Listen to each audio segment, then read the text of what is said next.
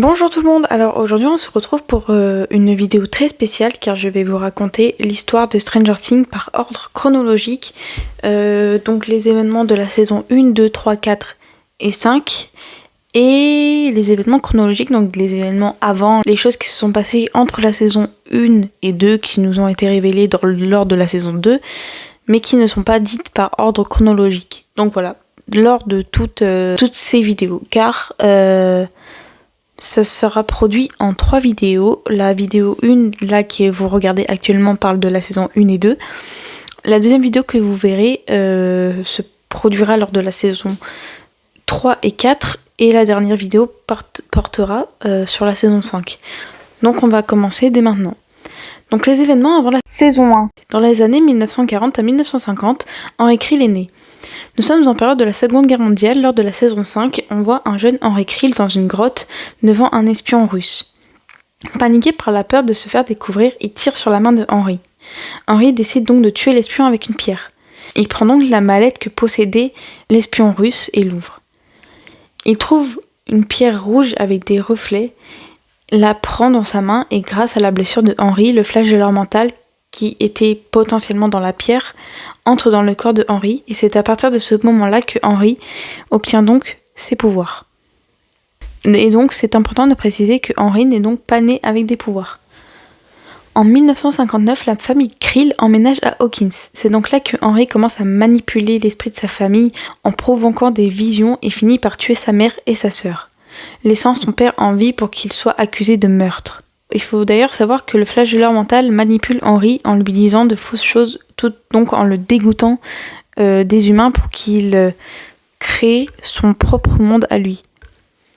Et donc après le meurtre de sa famille, Henry tombe dans le coma. Fin des années 50, début 60, Henry est pris en charge par Dr. Brenner.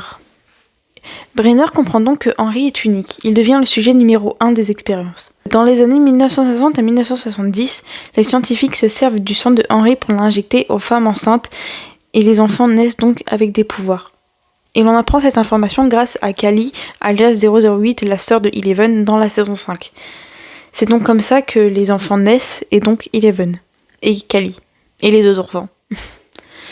Je précise aussi que Brenner a mis une puce dans le cou de Henry pour l'empêcher d'utiliser ses pouvoirs et qu'il soit, on va dire, stalké, qu'il soit toujours espionné.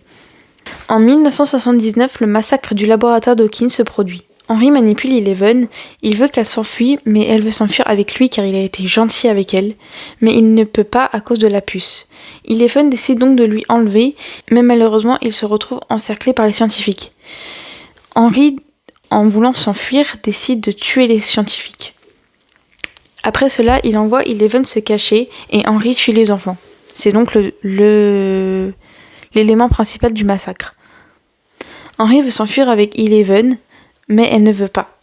Ils se battent donc et Eleven à ce moment-là envoie Henry dans la dimension X. À ce moment-là, le monde à l'envers n'existe pas. Enfin, l'Upside Down n'existe pas. Donc, entre 1979 et 1983, Henry se transforme en Vecna, trouve le flagelleur mental qui est le cerveau de l'histoire, mais on en reparlera plus tard, dans sûrement de prochaines vidéos.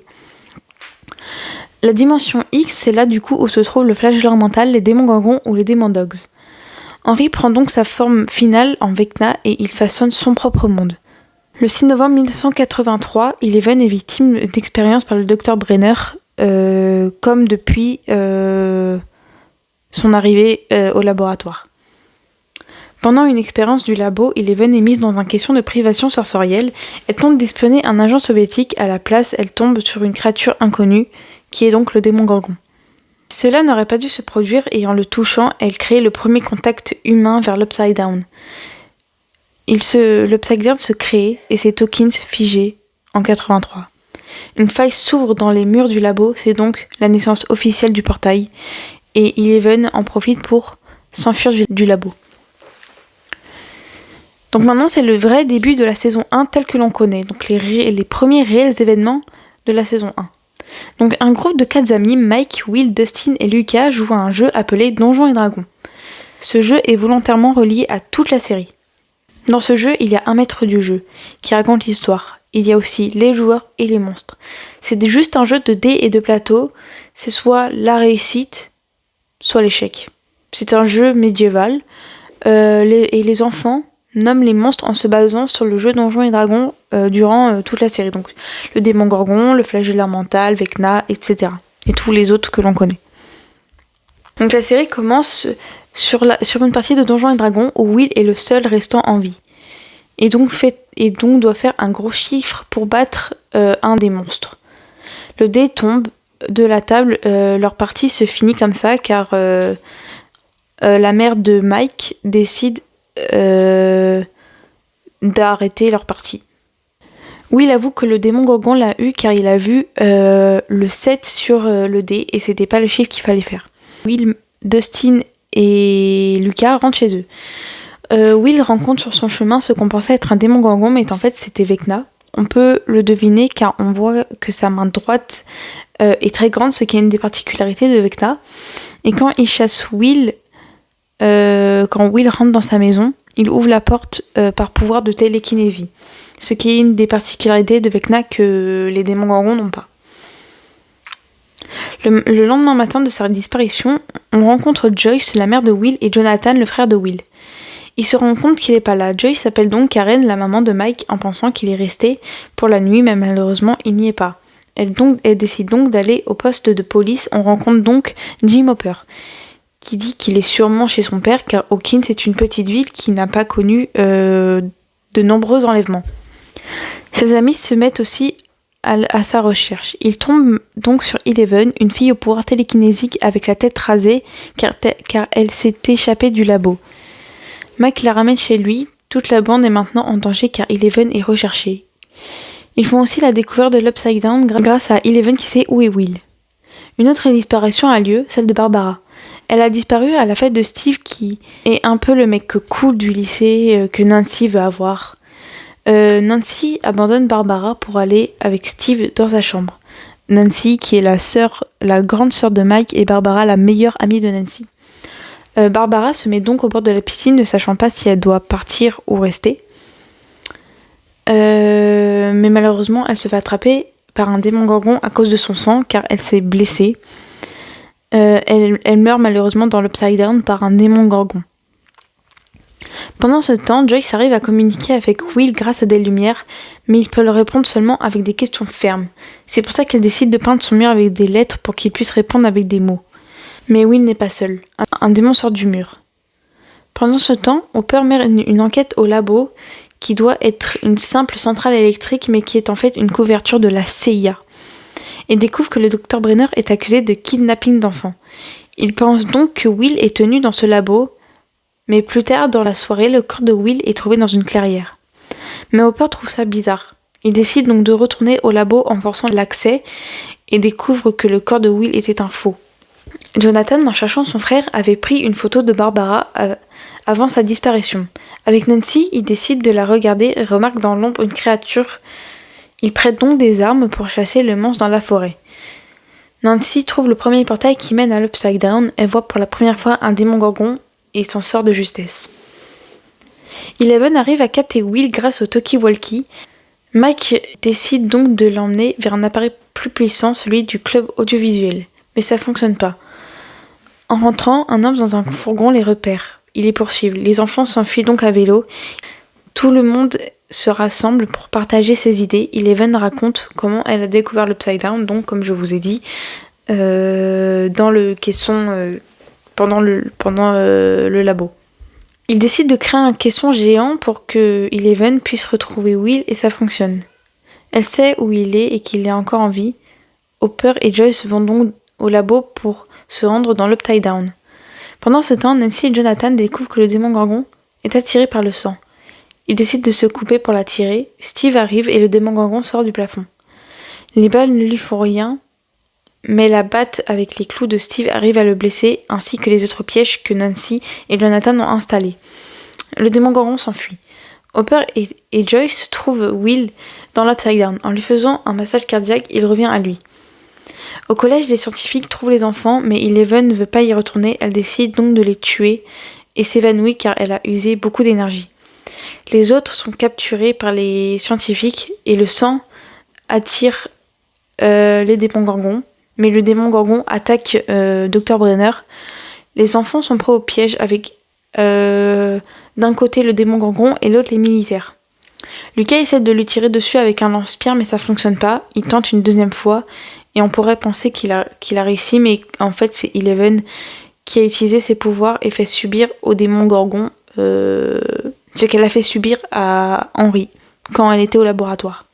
Donc après ça, Will est en vie, mais Eleven a disparu et Barbara est morte. Et Will, en rentrant chez lui, crache une image de l'Upside Down dans son évier. Voilà. Donc c'est la fin de la saison 1. Donc maintenant, on va parler un petit peu des événements qui se produisent entre la saison 1, enfin à la fin de la saison 1 et juste avant le début de la saison 2. Donc, avant les événements de la saison 2, Eleven se retrouve seule dans l'Upside Down en cherchant une sortie. Dans le collège, elle trouve une faille par là où est passé le démon gorgon le soir même. Elle sort de l'Upside Down et essaye de retrouver Mike. Elle retrouve sa maison et le voit à sa fenêtre et voit qu'il se fait interroger à propos de elle. Elle décide donc de fuir dans la forêt. Hopper, lui, pense que Eleven n'est pas morte, donc il met des gaufres dans la forêt, toujours au même endroit, à la même heure. Eleven les prend et un jour elle décide donc de se diriger vers Hopper et il décide donc de la recueillir. Il la protège, isolée. Il la protège, met des pièges autour de la maison. Ils ont créé un code. Eleven est en vie, protégée mais isolée du monde. C'est donc maintenant le début de la saison 2. En 1984, Dustin, Lucas, Mike et Will se trouvent dans une salle d'arcade. Et il voit que les scores de Dustin sur le jeu Dig Dug a été battu par Mad Max. Mais Will a encore des flashbacks de l'Upside Down. Joyce décide donc de l'emmener au laboratoire d'Hawkins, un docteur qui a l'air plutôt gentil, sans idée d'expérience derrière la tête, même si le portail est toujours ouvert, examine Will. Après son examen, le lendemain, une fille arrive au collège, elle s'appelle Maxine, elle se retrouve dans la même classe que Dustin, Lucas, Mike et Will. Pendant ce temps, Joyce rencontre un nouveau petit ami appelé Bob. Nancy et Steve sortent encore ensemble, ils dînent chez les parents de Barbara qui ne savent pas encore ce qui est arrivé pour elle. Donc ils ne savent pas que Barbara est malheureusement morte. Eleven, toujours avec Hopper, elle veut aller chercher des bonbons car c'est Halloween, mais il refuse.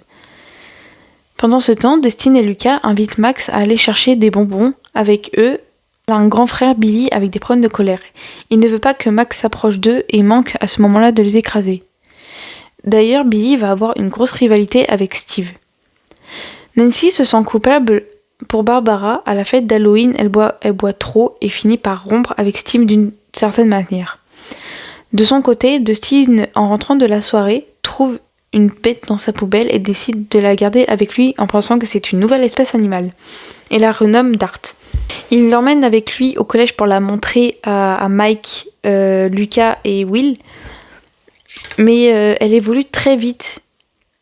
Et Mike veut la tuer, mais Dart arrive à s'enfuir. Dustin le retrouve et décide de le cacher sous sa casquette. Will retourne dans l'Upside Down à cause de ses visions, mais il affronte une ombre. C'est donc le flagelleur mental qui entre en Will. Il dessine ce qu'il voit. Joyce réalise que les dessins s'alignent en formant un plan. Hopper, pensant que c'est relié aux citrouilles pourries, décide de creuser et tombe dans un tunnel de l'Upside Down. Bob a réussi à savoir que les plans représentaient les tunnels d'Hawkins. Il sauve Hopper et les scientifiques brûlent les tunnels, mais ça aggrave l'état de Will à cause de l'esprit de ruche, qu'on reparlera aussi plus tard. Pendant ce temps, Eleven fouille dans les affaires de sa famille, retrouve sa mère et découvre son passé. Elle apprend qu'elle a été enlevée par Brenner à la naissance après que sa mère ait subi des électrochocs. Nancy décide d'aller chez Jonathan pour faire justice pour Barbara, en piégeant les scientifiques avec un micro où tout est enregistré. Ils vont voir Murray, un détective qui les aide sur cette histoire. Steve et Dustin ont piégé Dart dans une cave. Lucas se rapproche de Max qui est frustré d'être à l'écart et lui raconte toute la vérité. Elle le pense fou, mais elle les suit dans leur piège contre le Demodogs. Ils se retrouvent encerclés par les Demodogs car le portail est hors de contrôle et tous les tunnels sont donc liés à Will, qui est donc un espion pour le flagelleur mental. Enfin, Will est en fait un espion pour le flagelleur mental. Et en fait, tous ces tunnels sont créés par Will quand il dort. On a appris ça aussi dans la saison 5. Donc pendant ce temps, Eleven suit une de ses visions où elle retrouve Kali, alias 008 qui est sa sœur. Elle la trouve à Chicago. Kali montre à Eleven comment pousser ses pouvoirs. Elle trouve celui qui a torturé sa mère mais décide de ne pas le tuer car il est père et retourne donc à Hawkins. Les Demodogs attaquent le labo. Joyce, Bob, Hopper, Will, Mike doivent fuir. Bob, qui lui s'y connaît en informatique, craque le système pour s'enfuir, mais malheureusement meurt face à des Demodogs qui lui ont sauté dessus lorsqu'il s'est enfui. Tout le monde se regroupe chez Will et découvre le flagelleur mental qui contrôle tout, car c'est le cerveau. Donc si il le tue, tout meurt, y compris Will. Eleven revient à ce moment précis, retrouve Mike et rencontre Max. Eleven pense pouvoir refermer le portail avec ses pouvoirs, mais si le portail est fermé mais que le flagelleur mental est toujours en Will, Will va mourir.